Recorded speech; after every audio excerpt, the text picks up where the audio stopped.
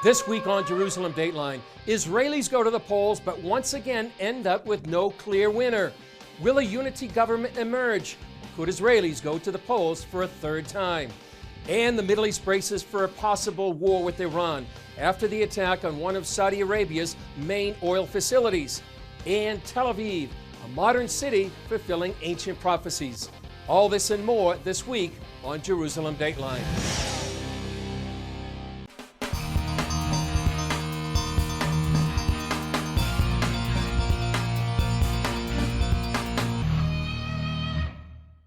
Hello and welcome to this edition of Jerusalem Dateline. I'm Chris Mitchell. Israelis went to the polls for the second time in less than 6 months, yet Israel's political future still remains unclear. Here's a look back at how the week unfolded, followed by analysis in our Jerusalem studio.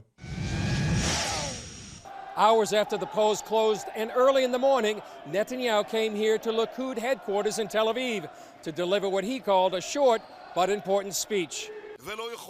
There will not be and there cannot be a government that leans on Arab anti-Zionist parties, parties that negate the very existence of Israel as a Jewish and democratic state. Despite the disappointment of no clear winner, Netanyahu's supporters welcomed him after 3 a.m.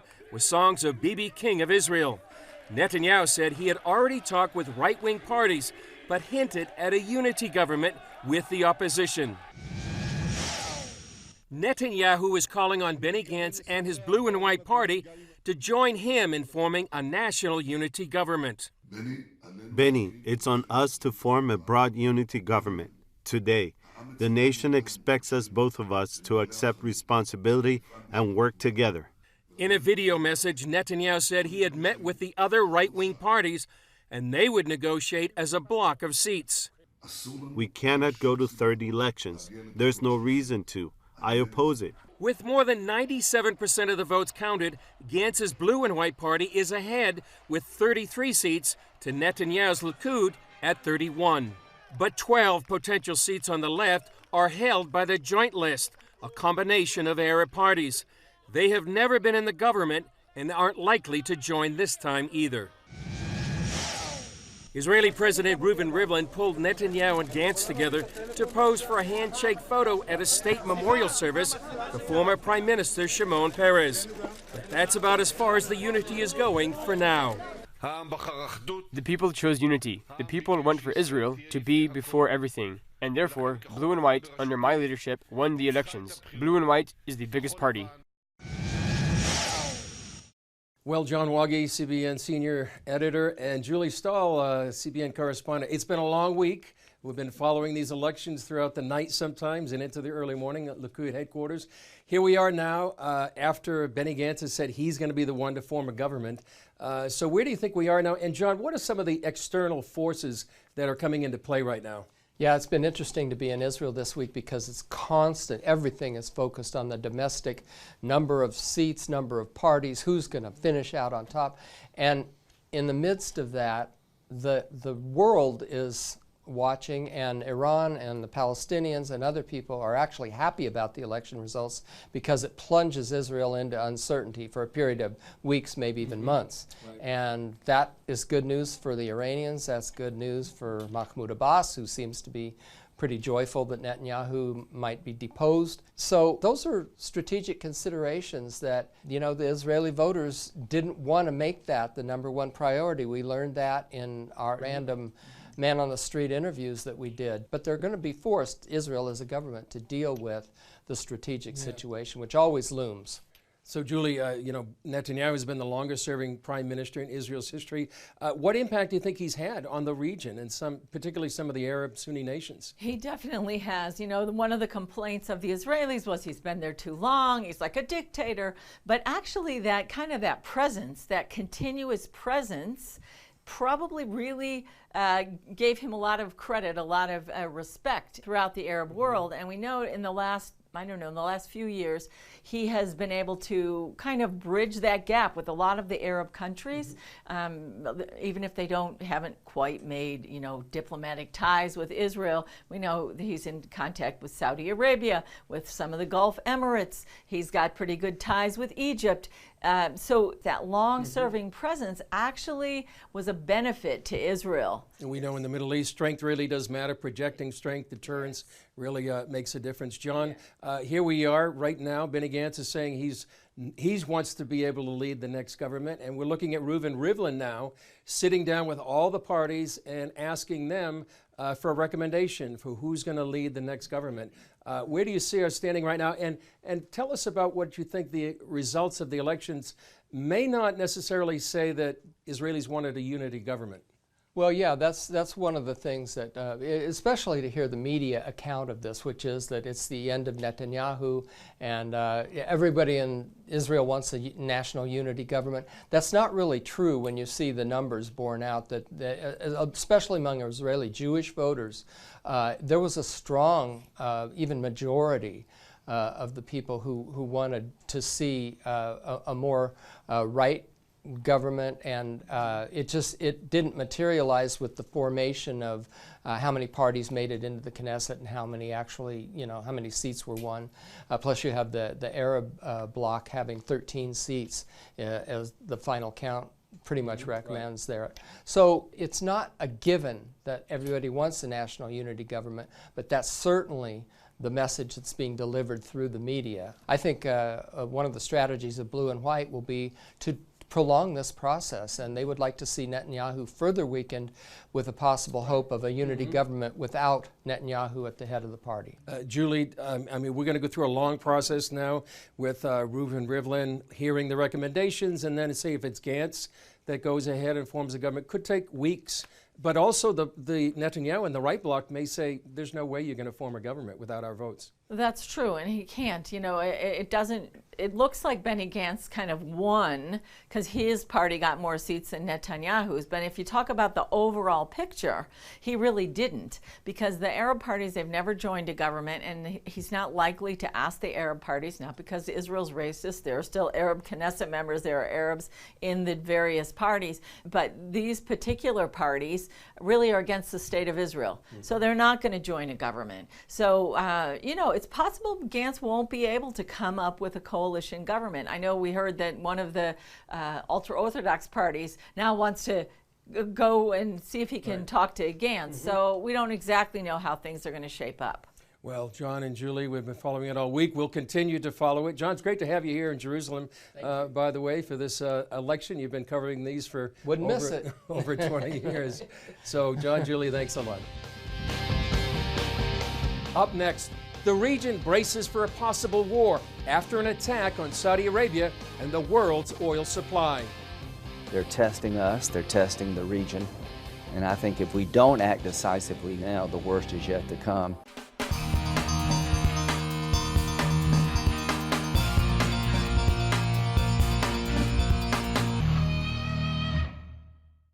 Tension is escalating between the United States and Iran following the attack on Saudi Arabia's main oil processing facility. Secretary of State Mike Pompeo says it was an act of war and that Iran is behind the attack. This as President Trump calls for more sanctions against Iran. CBN's Jenna Browder has the story from Washington, and we follow this with analysis with Middle East expert and New York Times best-selling author of The Persian Gamble, Joel Rosenberg. Secretary of State Mike Pompeo called the attack on Saudi Arabia an act of war. But so far, President Trump has held his fire, stopping short of military action. There's plenty of time to do some dastardly things. It's very easy to start, and we'll see what happens. Seeking to build a coalition to respond to the attack, Pompeo issued the administration's strongest statement yet during his trip to Saudi Arabia Wednesday. We're blessed that there were no Americans killed in this attack, but anytime you have an act of war of this nature, there's always risk that that could happen. And on Twitter, Pompeo tweeting he supports Saudi Arabia's right to defend itself. Saudi Arabia says the drones and missiles came from the north, but has stopped short of saying Iran carried out the attack. Senator Lindsey Graham, one of the president's biggest allies, says the administration needs to act quickly. They're testing us, they're testing the region.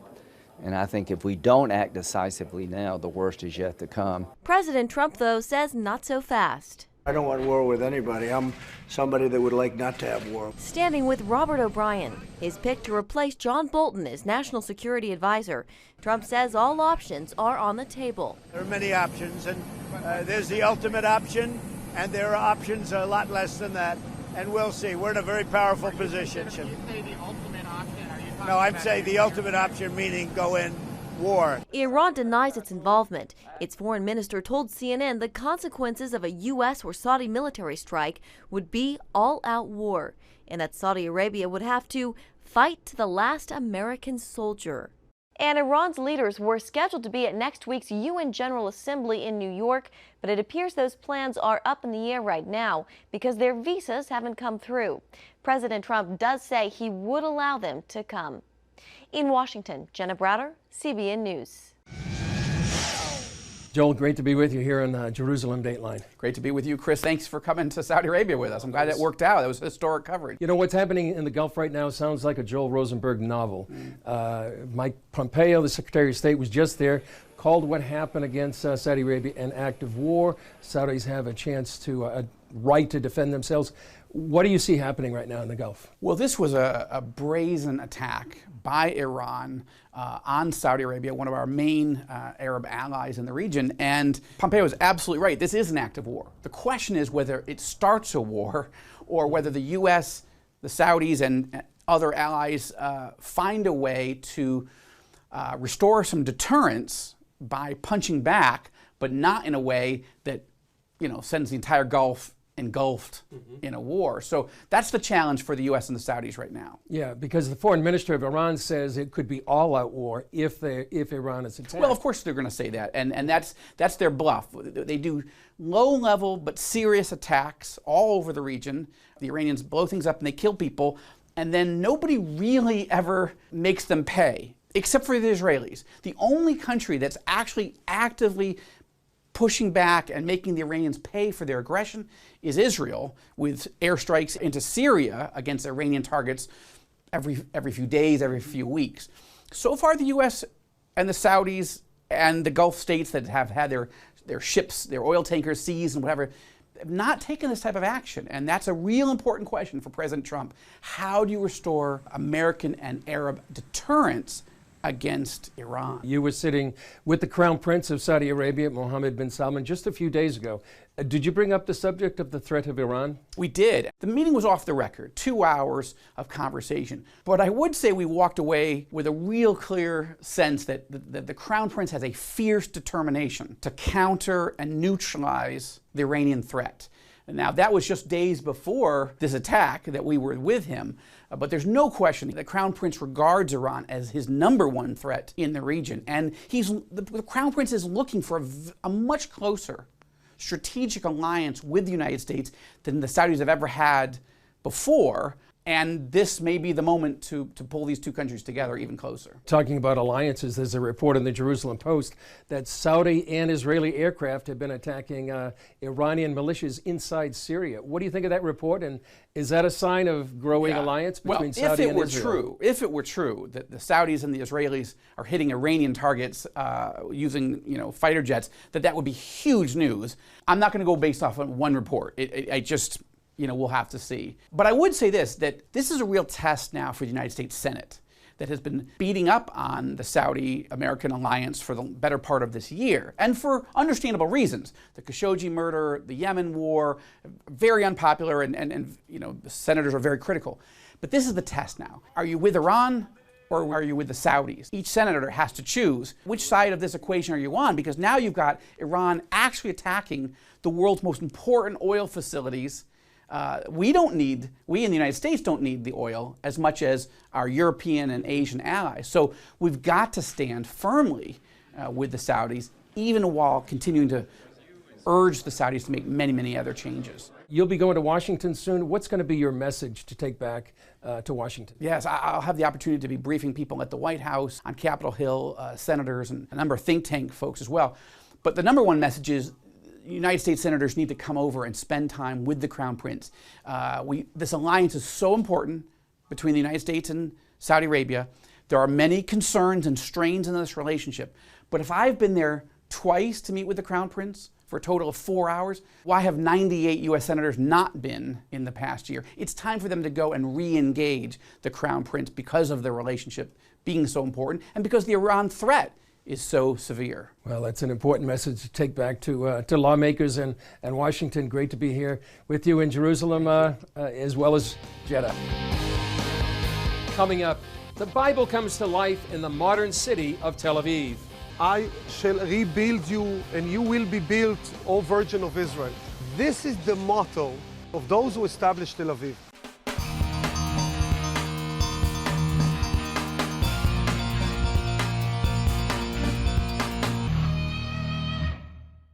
Despite external threats like Iran and internal divisions, both now and throughout its history, Israel has survived and even thrived. One major example, Tel Aviv has become Israel's economic and high-tech center.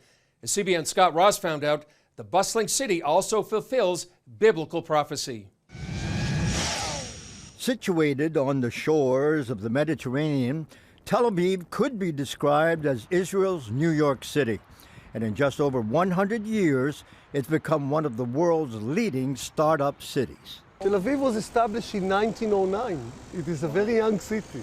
It is. All this was sand here in 1909. What was the vision for it? And the vision was to establish here a modern Jewish city that speaks the Hebrew language, a foundation for a Jewish life.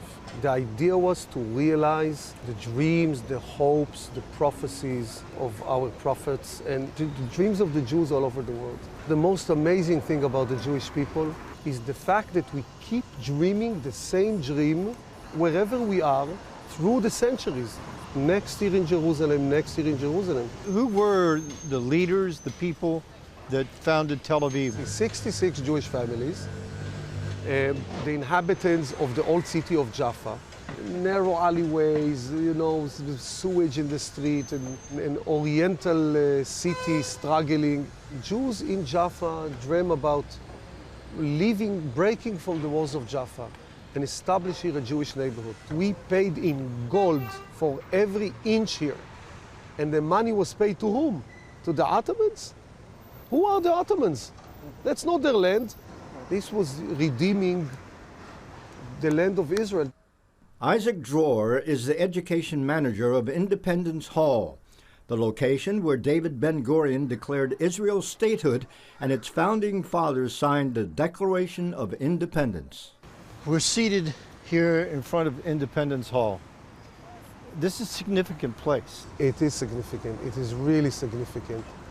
It is the place where Israel was born, but it is also the place where Tel Aviv was established. It was the home of the founder of Tel Aviv. It was the first art museum of the city. In the book of Ezekiel, Ezekiel lived in a place called Tel Aviv, a Jewish city in Babylon, where he was prophet, a tiny Jewish community in the desert of Iraq, exiled Jews. In 1950, Tel Aviv and Jaffa merged to form Tel Aviv-Yaffo. It's also where Jonah caught a ship to flee from the Lord and ended up in the belly of a whale. Israel's founders sensed they were fulfilling prophecy. In the middle of this secular city, surrounded by construction cranes, one monument says it all. This is from the Bible, Jeremiah, and it says here, I shall rebuild you, and you will be built, O Virgin of Israel. This is the motto of those who established Tel Aviv. And as we stand here now, the prophecy is being fulfilled in front of your eyes. In front of your eyes.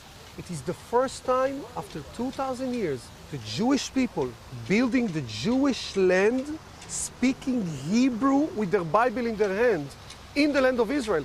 Today, Tel Aviv is known as Silicon Wadi. What is it about Tel Aviv that so much creativity, innovativeness has come out of this area? There's more than 700 startup companies concentrated in this city. There's venture capital that is being invested in Israel, which is the highest per capita in the world. Combined, of course, with Israel's culture and with Israel's circumstances, have made Tel Aviv what it is today, the second Silicon Valley of the world. I met with educator Ze'ev Ben-Shahar, who gave us a modern comparison to the founding of Israel and Tel Aviv. I think the whole venture of Israel is a startup venture. You can see this miracle around us today. Tel Aviv has the third largest economy in the Middle East. I asked Ben Shahar about the future of Tel Aviv. It is going to explode. The amount of high-tech companies, the amount of innovations that are developed here that are crucial to making the world a better place are going to come out of Tel Aviv, and more research and more funding is going to come into this city and hopefully create a better future, not just for Jews but for Christians, Muslims, Buddhists around the world. For CBN News, I'm Scott Ross in Tel Aviv. Up next, how to pray for Israel as it chooses its leaders during this critical time.